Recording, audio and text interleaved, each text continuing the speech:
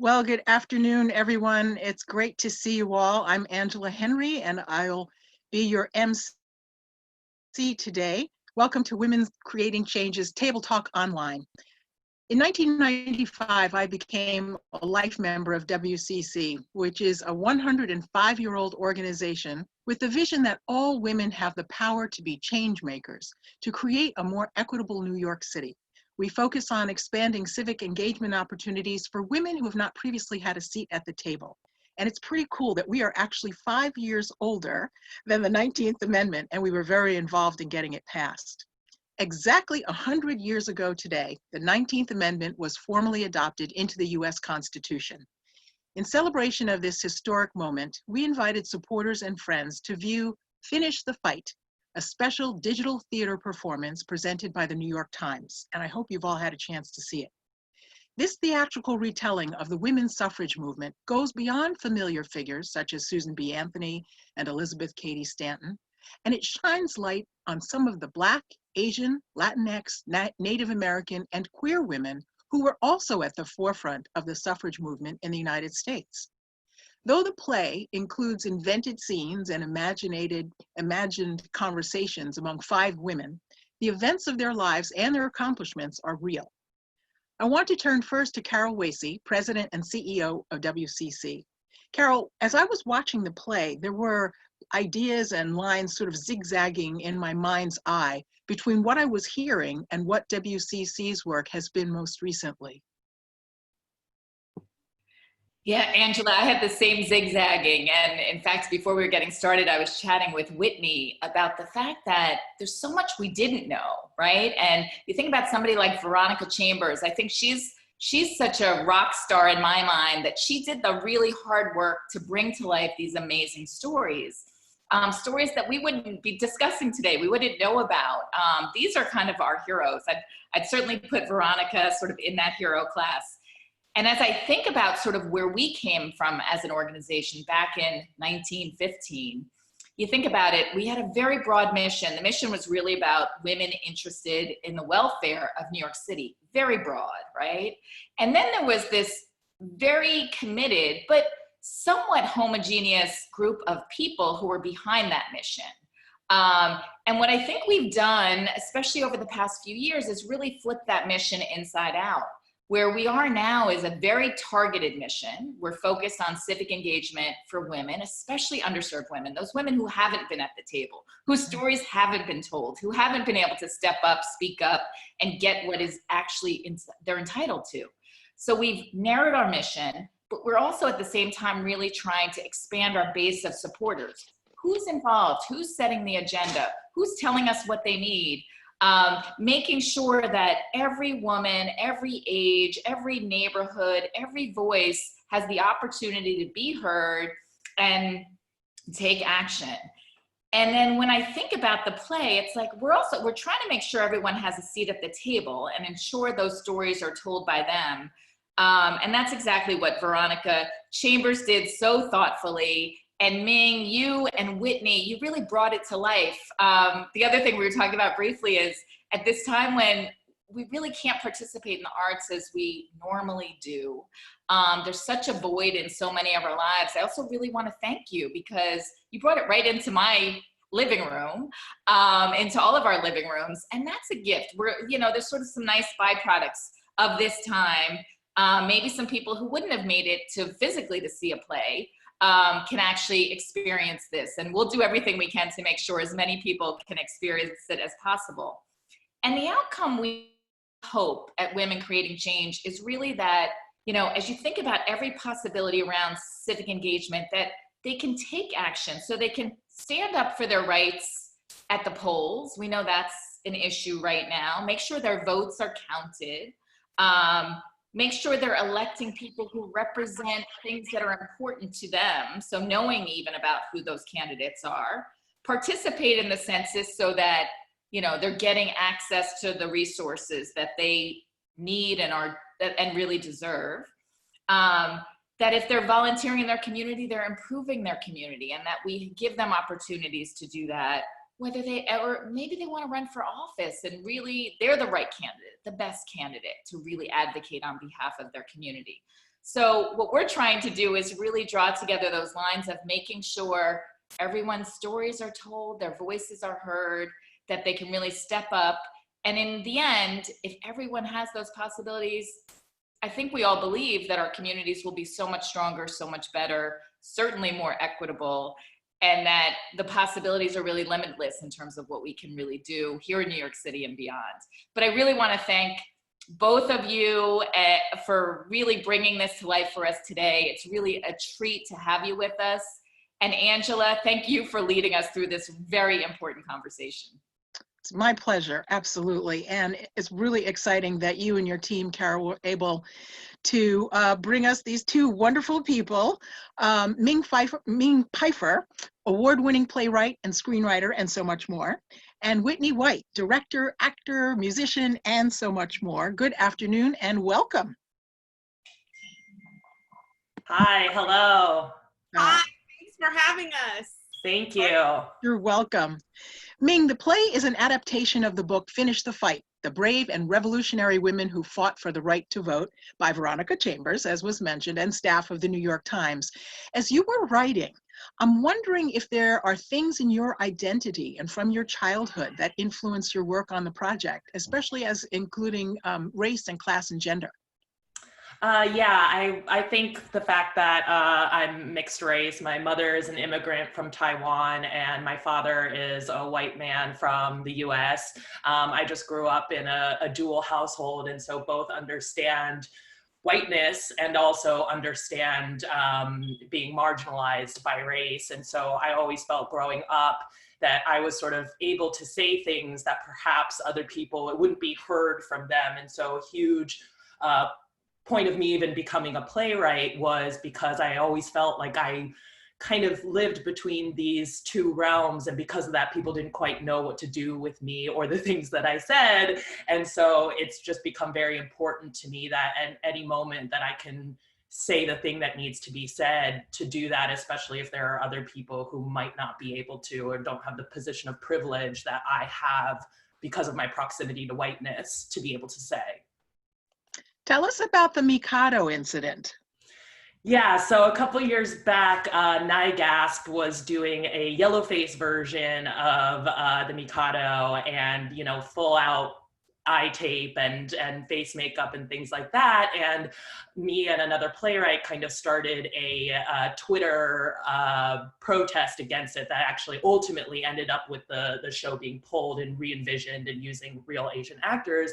But I got a slew of hate mail and hate messages from that, and I was engaging with one of these people, and they basically insinuated that I was being racist towards white people, and because I'm Asian, that I couldn't possibly understand that. And when I responded, actually, I'm white too, the abuse and the attacks immediately stopped. And that moment was so interesting and frightening, to be frank, to me, because that in that moment displayed the power of whiteness. The fact that the fact that I could claim whiteness would then stop the attacks that were coming at me, kind of in that tiny moment, really showed me how pervasive, how nefarious, and how powerful that is. Yeah, thank you for sharing that. It must have been very interesting as you were doing the work on the project, having dual perspectives. Yeah, and just kind of highlighting that, people can have done good things for all of us, but they can also have done bad things or harbored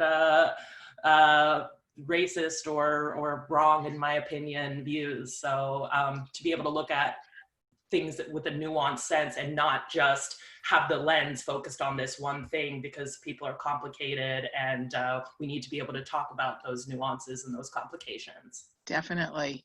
Whitney, you've been on different sides of the theatrical stage as an actor and director and musician.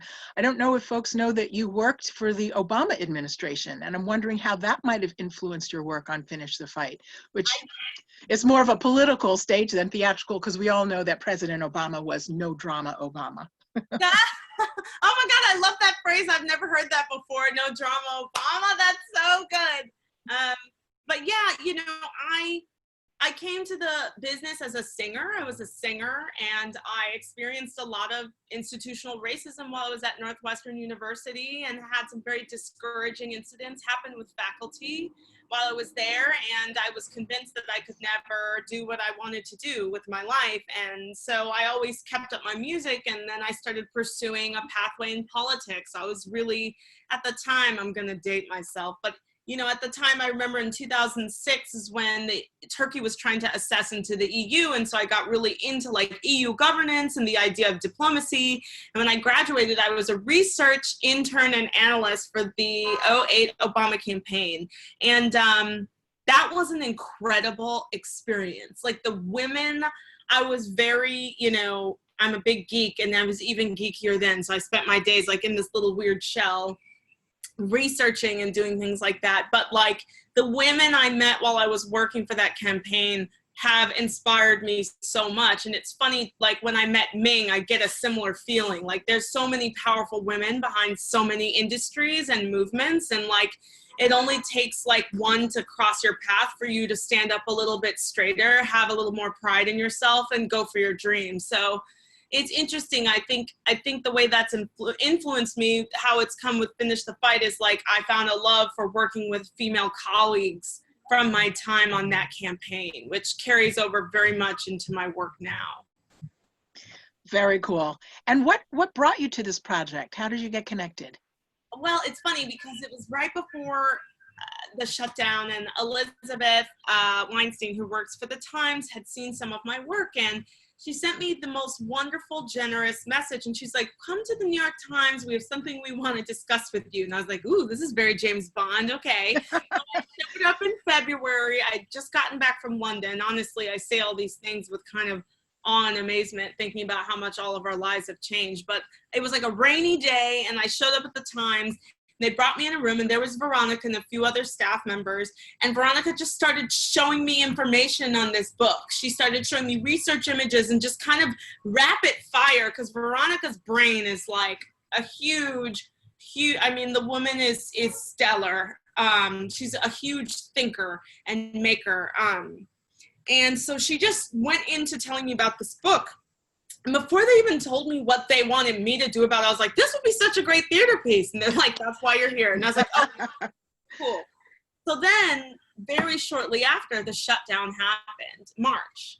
And I wrote them, and I was like, can we not give this up? Can we find a way to do this digitally? And they were like, yes, we'd love to. And I said, I know the perfect woman who we would be so lucky to have her if she wants to do it.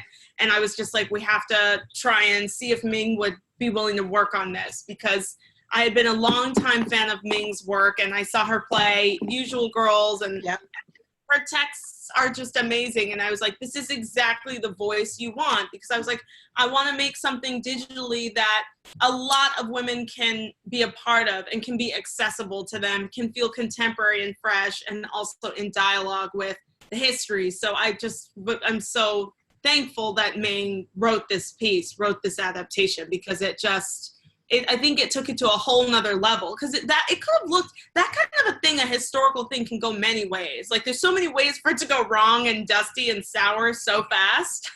And Ming just kept it incredibly fresh. So it was weird. It was like, we were supposed to originally do it as a reading in like a 200, 300 seat town hall. And so while this time is so devastating for us all, it's also been a gift, because over 24,000 people have seen this video. So it's like, I'm kind of having this existential crisis about theater. It's like, Ming, I'm going to shut up so Ming can talk, because it's like, Ming and I are women of color, and we're trying to make theater for all these diverse audiences, for all kinds of women. And the socioeconomic realities is like, who's coming to the Upper West Side, you know?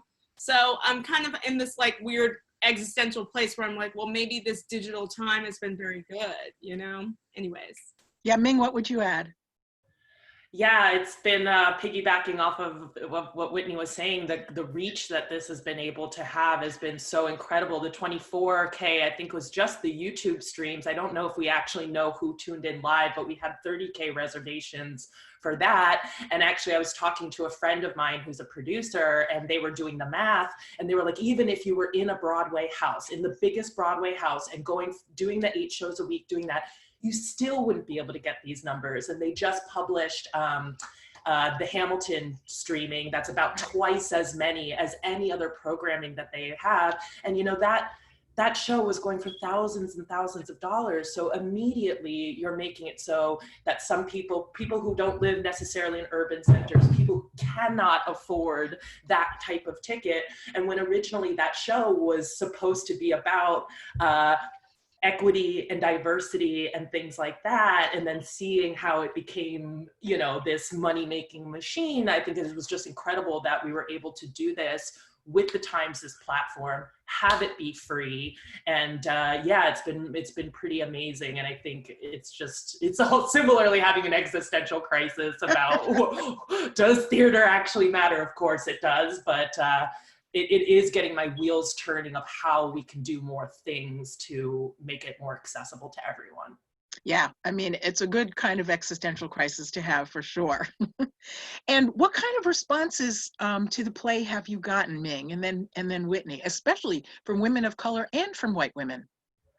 Both white women and women of color. I got texts basically throughout of people just saying, and I'm weeping, and I'm crying. I think even when we did the first read through with the Times and the Times' staff, which was a mixed race team, even then, you know, everyone was talking about crying. And then also a lot of people just saying, wow, I didn't know about these people, and why didn't I? Which was the same reaction that I had when I read Veronica's book. I was simultaneously so moved that these women existed, that they were saying these things, that they were fighting for their rights, but I was simultaneously kind of angry that my education had been deprived of these stories. Yeah. Whitney? I think similar. I'll get emotional, but it was like, it's been the thing that has meant the most to my mother and my aunts out of anything I've ever done. Yeah. And I'm so thankful for that. Like, you can do all the things you want and win all the awards, but this has meaning to women's lives, like regular working women who are trying to make the best lives for themselves that they can. In a very anti-female world. So I will say that my heart is just really like, you know, full, because we are all going through so much, women, whether it's a pay gap, whether it's not the right appropriate healthcare, whether it's structural or socioeconomic racism. And like, this little thing made the women I love feel seen. And so I'm keeping this in mind now, because sometimes I go off and do these theater projects that are like my little stupid weird brain projects, and it's actually political and civic engagement is what's important. So sorry, I'm all emotional now, but so it was amazing to see my family kind of galvanized around something I did for the first time. Yeah, that's great. Thank you for sharing that. Yeah, I had some tears for sure, but I also had goosies. I had goosebumps throughout. Definitely. I'm a born and bred New Yorker, and I learned from living in other parts of the country and even outside of the US that New York is not the center of the universe the way I thought it was growing up. And I'm wondering whether you've gotten responses that are different just because of where the responders are living in the country. Is it the same nationwide, or do you get different things regionally? We didn't necessarily get responses where we knew where they were coming from, unless they were friends of mine. But in terms of different responses, I did get a preemptive piece of hate mail.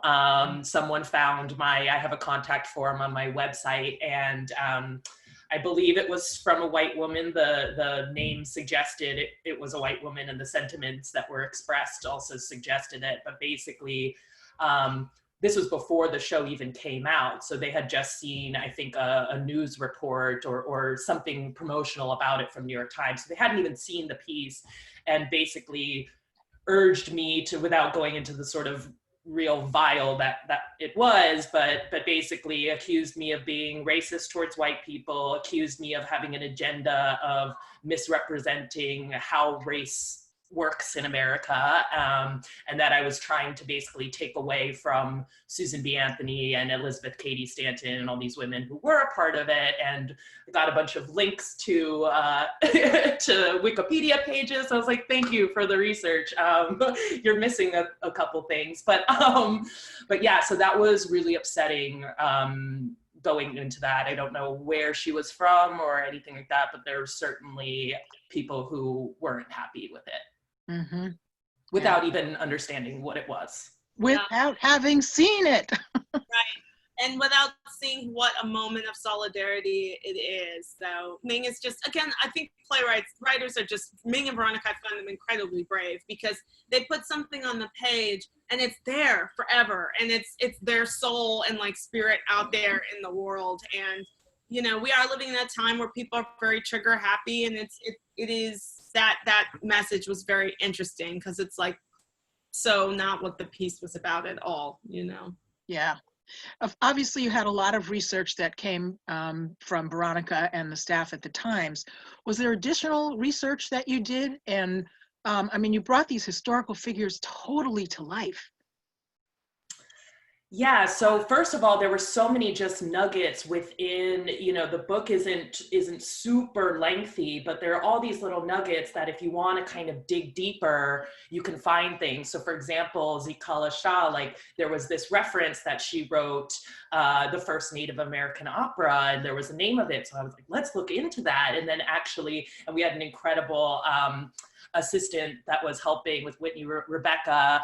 And so she just was such a huge help in finding all these things, getting me books of poetry from Frances Ellen Watkins Harper, getting the libretto from the opera of Zikala Shah's, and then just Googling, really, because I had never, a couple months ago, I had never heard these women's name. And then to hear Kamala Harris saying Mary McLeod Bethune at the DNC, it was just so kind of crazy. So earlier when you were talking about zigzagging, it just feels like this just happened in this moment. Everyone's looking for these stories, the sheer turnout that we had. It's clear people want this. And so yeah, just really Googling, and just the few brushstrokes that I found was already so much. And I think lifetimes could be spent in figuring out what these women's histories are and bringing them to life, either in print or media or whatever.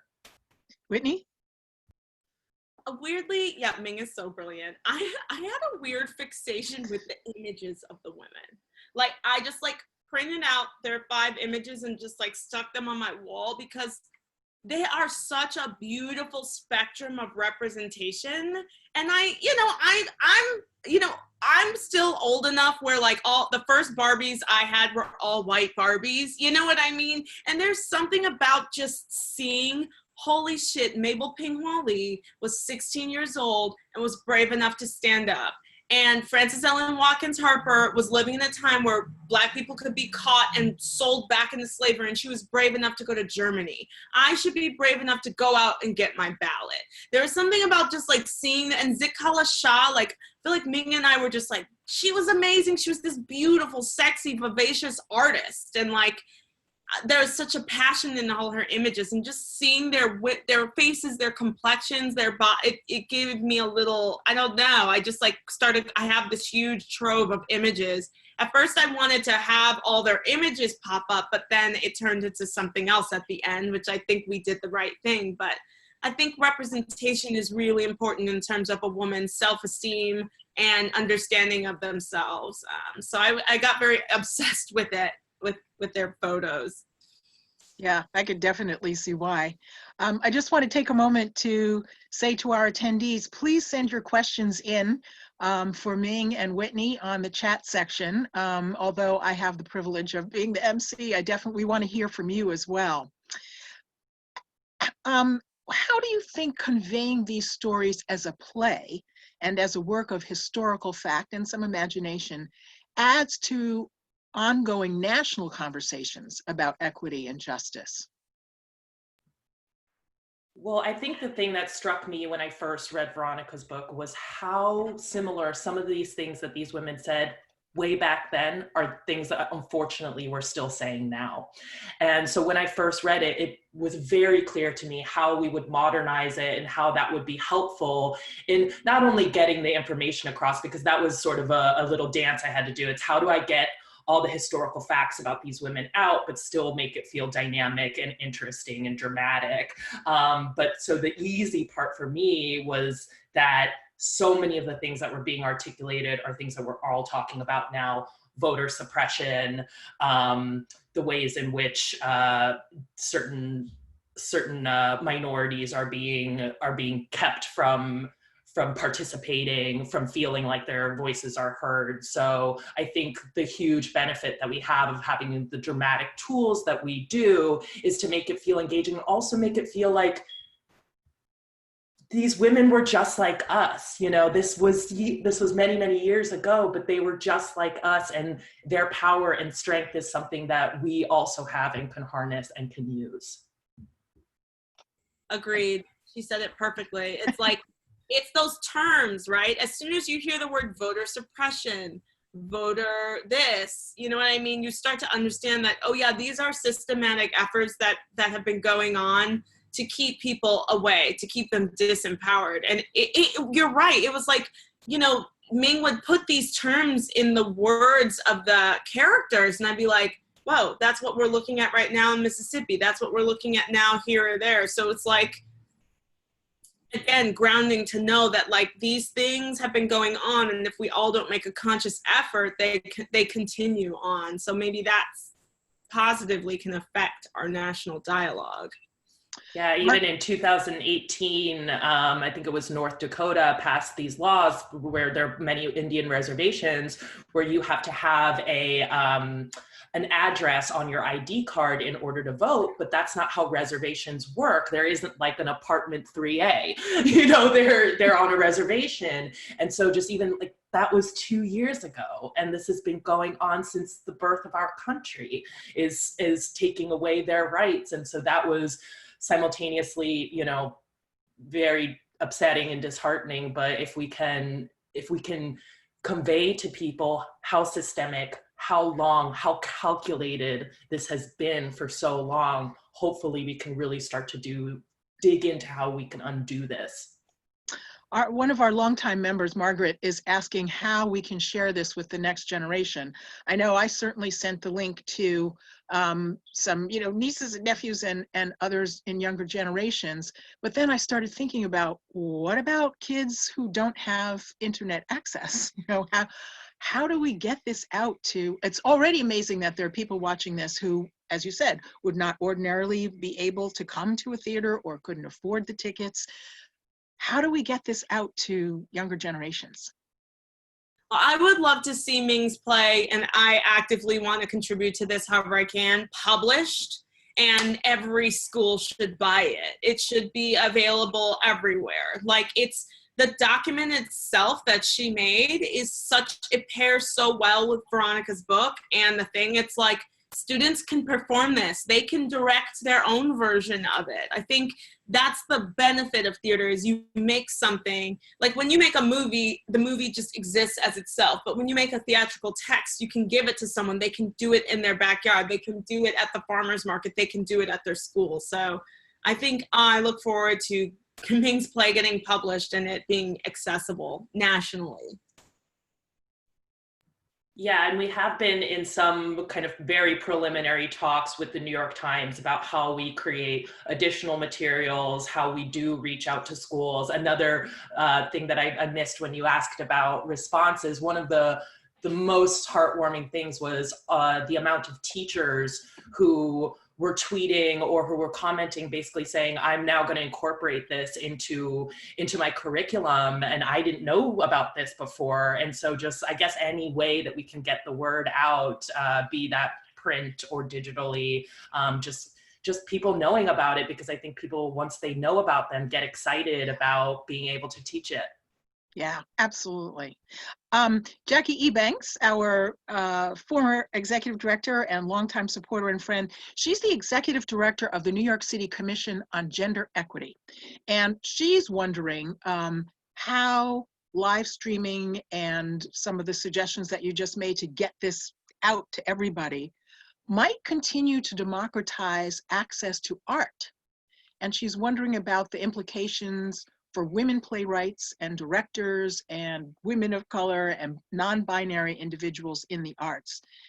Do you think Finish the Fight could be a catalyst? Well, I think, yeah, I think something that's really interesting is being able to see the views on these things, because, you know, some people, having that visible and seeing how many people wanted to watch this hopefully will inspire other projects like this and more invest, because a lot of the times if you don't do it, you don't know, you know, some people might see this, oh, as risky, or this is a kind of off thing because it's just focusing on women of color. But then to see this type of response and seeing so many people wanting to see that hopefully will encourage people and inspire them to want to do more things that seem on the fringe. Mm-hmm. I hope that you will be able to, or somebody, the New York Times, somebody will be able to connect this to organization or somebody to develop curriculum. And that idea came from Carol Wasey, because I mean, that's the place that, you know, would have incredible access to younger generations, and to put into curriculum some, you know, fill in some gaps that are there. She mentions that Gilder Lehman did a great job of doing that for Hamilton. And yes, so that would be one person to reach out to. But let's make the New York Times do that. We want you to keep. I just copied it. Thank you, Carol. I just copied and pasted that, and I'm saying that to our producer, Rachel. I'm like, yes, this is a great idea. So thank you for that. Great. Let's see, Whitney, tell us about the first time you ever voted. Oh my gosh, you guys. I feel like I have to go back to before the first time I ever voted, because my grandfather, it was my grandfather who spoiled me rotten. He's the reason why I'm spoiled now, but like, he bribed me with a lot of chili cheese dogs to go with him every time he voted. And he made the point for me to stand next to him and be with him every time he had to vote when I was a little girl. So even before the first time I voted, I have these wonderful memories. And my grandfather was a man, like so many other Americans, he was able to buy a home and support our family because of his pension and his career with the U.S. Postal Service. That was, and his experience as a veteran as well. And he dropped out of school in the 7th grade because he was beat so badly by a group of white boys in Indiana. Yet he was the most loving person I ever met, most open, most positive, embraced me for all my weirdness. I started showing early signs of being an artist very early. And he would make me go with him to vote. He'd be like, we'll get chili cheese dogs. I was like, I'm in. And then he would show me every step of the way and be like, this is why this is important. This is why you have to do this, and this is how you share your voice. So I feel like I have these early memories of going and waiting in line with him and watching him do it, you know. Was he still with us when it was your first time voting? Did you go together?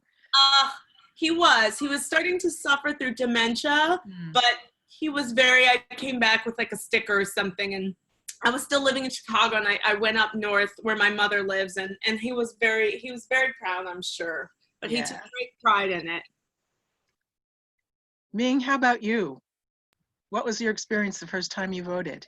Yeah, so I had a very, very different experience, and I was actually a little embarrassed to talk about it, but I actually felt when thinking about it, I think it's really important to talk about it. So I had a completely opposite experience. My father is a poor, white, I'm pretty sure Trump supporter. I'm no longer in contact with him, but there was a deep, deep amount of skepticism and belief in kind of conspiracy around voting. And there was this belief, and I'm from Ohio, and so there was just this sense that your vote didn't matter.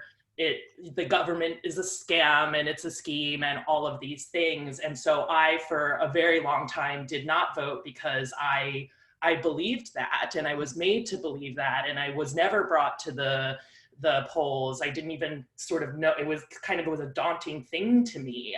And I truly believed that my voice didn't matter. And so it wasn't until I had started to live in New York and I was kind of hearing more progressive ideals and hearing people talk about the importance of it that I finally started voting, but that wasn't until 2016. Wow. Yeah. Wow. Yeah.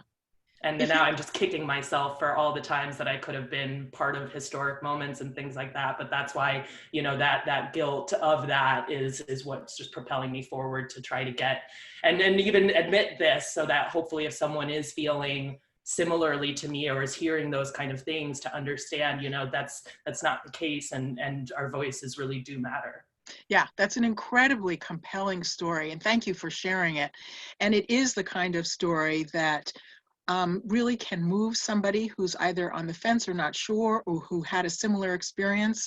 So thank you for sharing that. I come from a family who believed that voting was a sacred duty, and so I certainly grew up with that.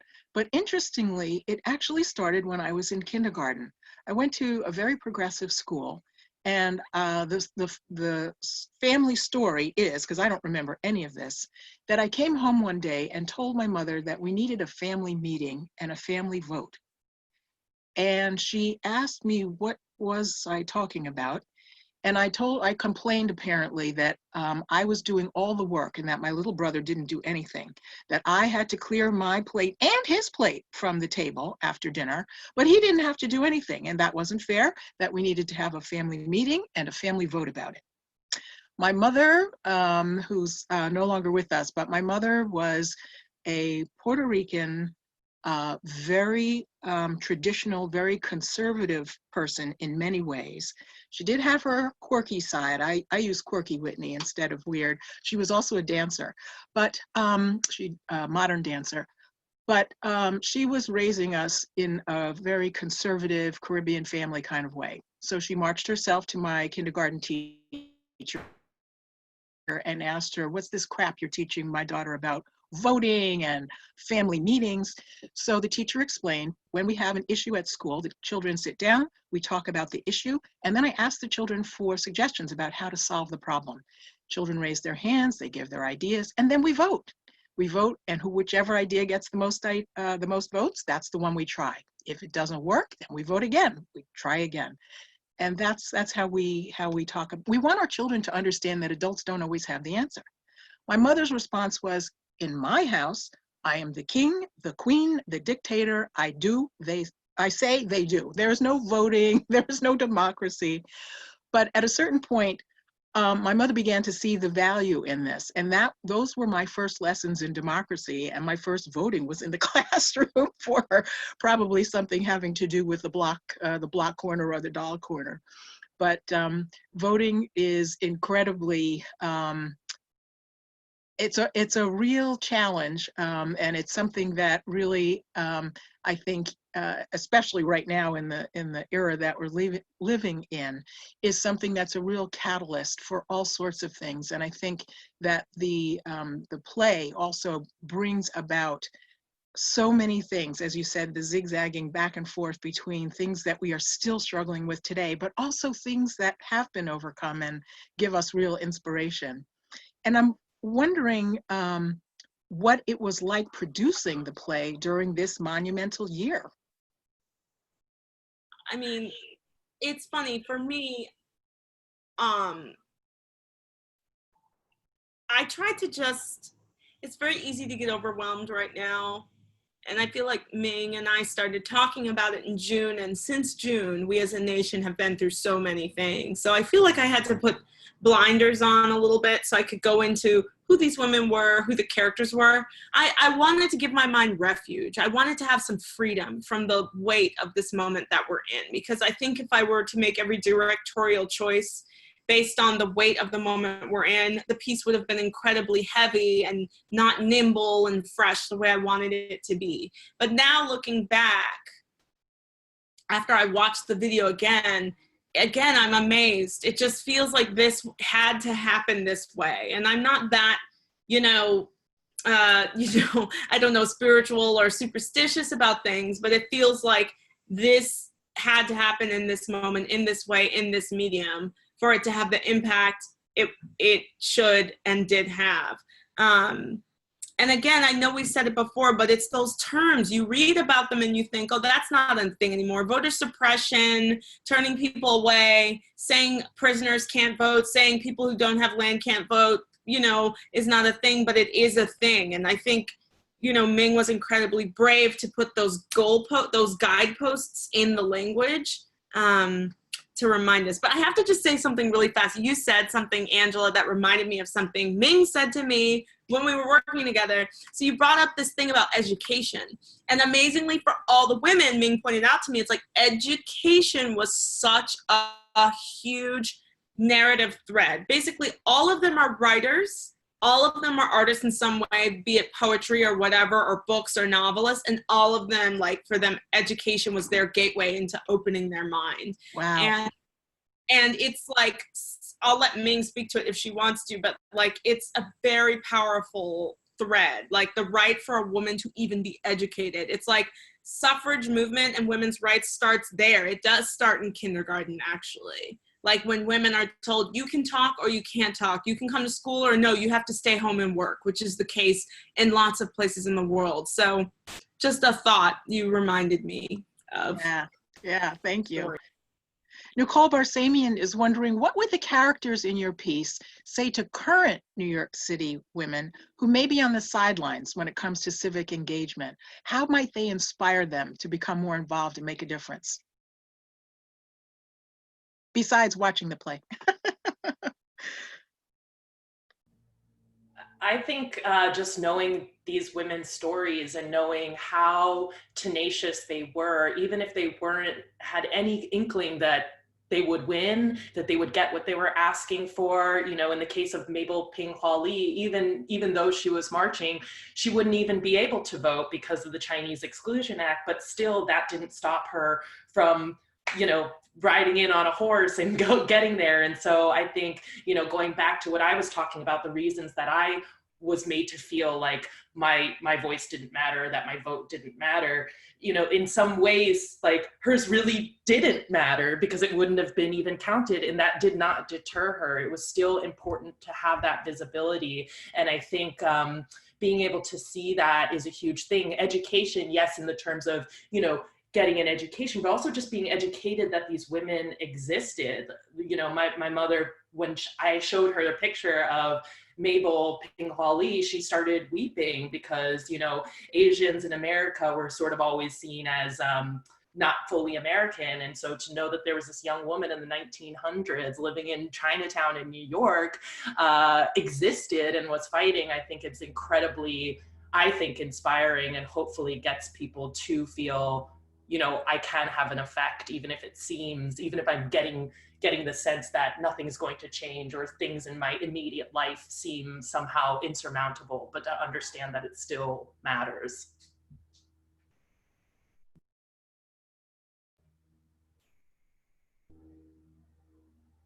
Whitney, would you add to that? No, it was what beautiful. She said. Yeah. Right, great.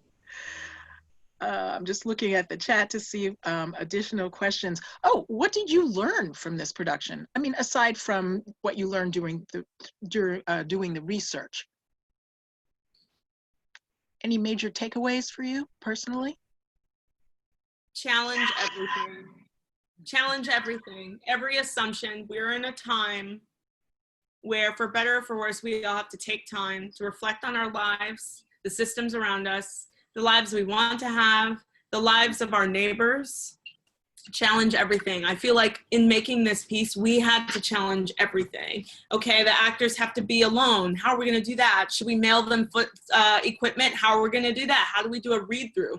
I feel like every step of the way, I had to be like, how am I going to do this? There was no template. Nobody told me how to do this. I just was like, let's try it this way. And at times it nearly broke my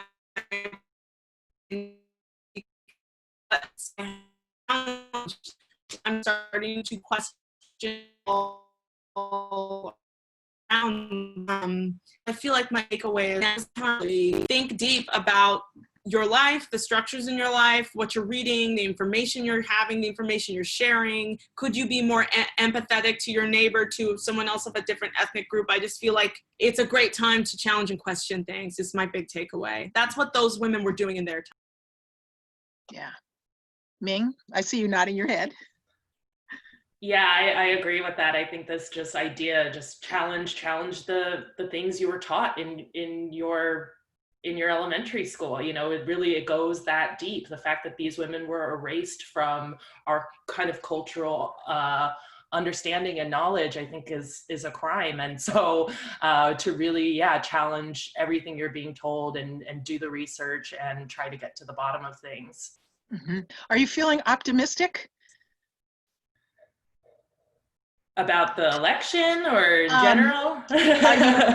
Given what you learned about these women, do you have a sense of hope, general optimism about change, about making a difference?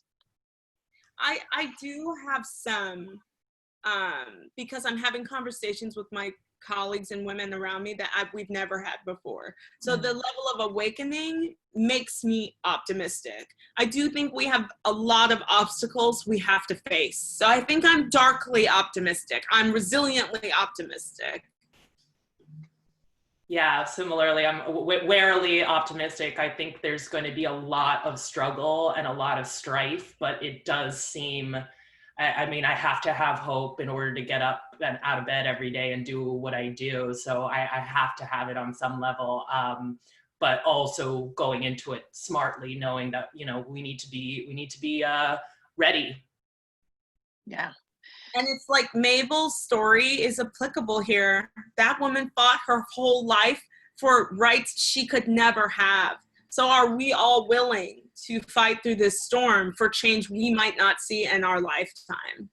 You know, you asked earlier about citizenship and activism, and it's like we have become consumers, not citizens. Like it's almost a complete transformation that the American population has made. And so we have to become citizens again and understand that it won't be instant gratification, which is almost impossible for us as a culture in the West. But it's like, are we willing to stand up for things so that our children and children's children can have them? Mm-hmm. You talked a little bit about the fact that the way this came out turned out to be just right. It was the right way. I'm wondering if there were stories or historical details that didn't make it into the final production. I mean, obviously you have to, you know, you have a limited amount of time. Some things have to end up on the cutting room floor, so to speak. But were there things that that you can recall that were either historical details or stories that you could share with us? Yeah, I was really interested. It didn't quite fit into everything we were talking about because we did have a focus on women of color specifically for this. But there were, a number of queer women involved, possibly even gender, non-binary, even though they didn't necessarily have the language for that. But there was actually it was a Latinx woman, but there was this, I'm losing her name right now, but she used to go and wear like a full man suit and actually got arrested for doing so. So that was a really interesting sort of detail. But yeah, I think there really was just an immense diversity of not only cultural diversity, but also diversity of thought amongst these women. So it would have been nice to kind of pin more of them next to each other, but we kind of had to isolate things. But there was really, even the way that they went about things was different. So that was really exciting. Cool. Are there, without divulging any secrets, are there upcoming projects that we can look forward to that you're either collaborating on or working on individually? I spilled the beans in the chat, Ming, about the thing we're doing with We the Women. Yes, tell us about that. It's another kind of similar thing. We're trying something new that we've never done before, and Ming and I are working with a kind of cohort of women. There's several writers, and it's being co-directed by myself and Tyne Raffaele, who's another director I love, who also directed Usual Girls, Ming's play, at the Roundabout. And so we are working with a collective of women, female editors, female lighting consultants, to kind of look at short films slash plays exploring women surviving the quarantine and isolation. Is that fair for me to say, Ming? Do you think? I'll be quiet now. You can talk about it.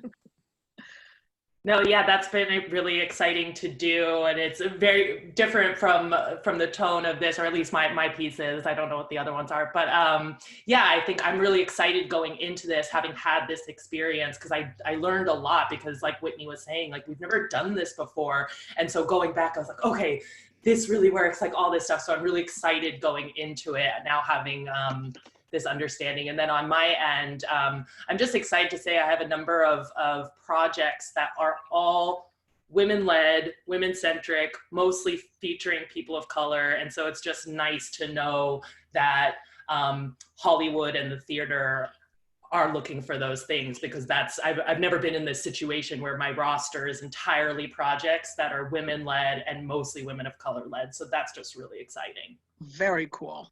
Very cool. Very cool. Okay. Let's see here. I see I'm mindful of the time. I still have a bunch of questions, but I'm mindful of the time. You know, Kate Clark LeMay, who's an historian and curator at the National Portrait Gallery, I love what she said about the suffrage movement being exciting and radical. She said, "Women staged one of the longest social reform movements in the history of the United States. This is not a boring history of nagging spinsters. It is a badass history of revolution staged by political geniuses." I'm interested in your reaction to her calling suffragists political geniuses and the women that you portrayed in Finish the Fight. Well, yeah, I think in terms of being political geniuses, they did some of the political acts that had never been done before. Now I'm starting to be triggered of all these things that we didn't add, but the sort of end with them all kind of coming together, that was inspired by this idea. They were, the suffragists were the first people to ever stage a protest outside of the White House. That was the first time that had ever been done. So just that sheer fact, you know, now as we have Black Lives Matter, you know, painted in front of the way, this was the first time that this was ever done. And another detail is many of these women were jailed and were doing protest, starvation, like refusing to eat, and really, you know, being in horrific conditions and being jailed for what they were doing, and still standing for what they believed in. So I think it's pretty amazing in terms of firsts. And yeah, definitely we're not just boring old little ladies. And I think in terms of the genius thing, most of these women were founders of groups of political organizations that championed women's rights, children's rights, housing, community things. Like, they were engineers of structures that inform the way we organize today. So I think that is really where their structural and technical intellectual prowess is really clear. When you look at Mary McLeod Bethune, when you look at Frances Ellen Watkins Harper, they were starting these huge movements within that, like with the NAACP, things that we see lasting until today. So when you think about what it takes to make an organization that will last decades, hundreds of years, there's definitely a kind of brilliance there. Definitely. Hi, Amy Schwartz. Amy's wondering if you had responses from men on the work that made an impact on you, responses that had an impact on you from men. But that's how you ask that. I have a teacher who I haven't spoken to in years write me the most wonderful message. He's a physical theater instructor, and we were kind of at odds with each other when we were at school, to be frank. I wasn't the easiest little blossom, you know? I was kind of difficult, and he wrote me this thing, and we had to talk about it. And then also, I've been trying to develop a TV project, and this exec from a company wrote me this message that just gave me faith that, like, what we do as theater artists can transcend into other mediums. And I think those were the two messages from men that had that really meant so much to me. They were very much amazed that we did this, that we pulled it off, that it was, I feel like they learned a lot, but they were also, it's funny, it was something about the technical prowess of it, and it's an interesting conversation. But yes, I did get some messages from them. I didn't. I don't know why. Yeah, to be fair, I didn't get any from my friends my age, but like both these men are like older men. It's interesting. Yeah. Yeah, I mean, I had my agents and managers reached out, but in terms of just, yeah, no. Hi, Mary Murphy. Mary's wondering if you could talk a little bit more, and you touched on it before, about courage then and now. Eleanor Roosevelt, who was a member of WCC, had said, courage is a habit.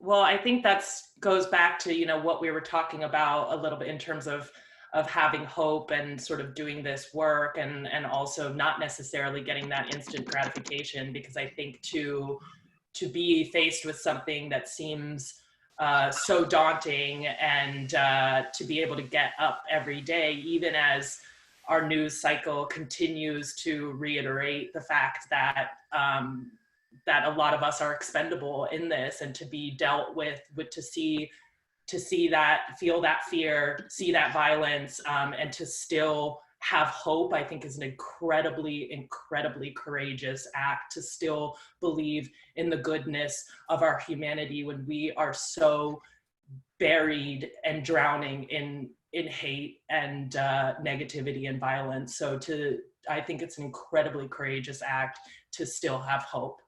Yeah.